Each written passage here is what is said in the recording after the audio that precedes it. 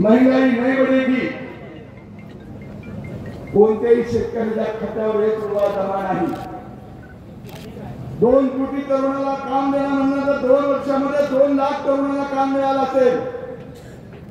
महागाई आकाशाला भिडण्यासारखी झाली, शेतकऱ्याचं जीवन उद्ध्वस्त झालं, शेतकऱ्याच्या बी बियाण्याचे खताचे भाव गगनाला भिडण्यासारखे झाले। 1840 पोतं आम्हाला 350 रुपयाला मिळायचं साहेब, पण केंद्रात एवढं राक्षसन सरकार आल्यानंतर सगळ्या सबसिड्या बंद केल्या। आपल्या काळामध्ये शेतकऱ्यांना ज्या सबसिड्या होत्या त्या सगळ्या सबसिड्या बंद केल्या। 350चं पोतं आम्हाला 1600-1700 रुपयाला झालं, आणि एखाद्या शेतकऱ्याला 2 लाख रुपयाचा खत घ्यायचा झाला तर 1 लाखाच्या पाठीमध्ये 18,000 रुपये सबसिडी, 18,000 रुपये जीएसटी लागली।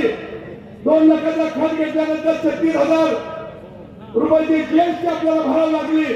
सामान्य जनतेचा, सामान्य गरीबाच्या कुटुंबाचा घरामधला गॅसचा भाव वाढला।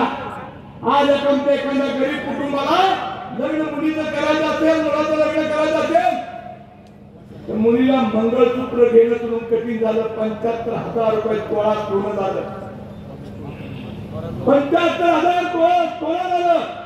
यांच्या 10 वर्षाच्या हैवानामुळे एकदा भारतावर श्रीलंकेसारखी पाळी येण्याची शक्यता नाकारता येणार नाही। ही दडपशाहीचं सरकार, ही गुंडगिरीचं सरकार प्रत्येकावर दडपशाही आणण्याचं महापाप करतात। आमच्या विठ्ठल साखर कारखान्याच्या साहेबांना माहिती आहे सगळ्या गोष्टी। एक रात्री त्याच्यात सील करतात आणि आम्हाला पाठिंबा दे। मला खेळायला गेला तर मी मराठीमध्ये मत माझ्या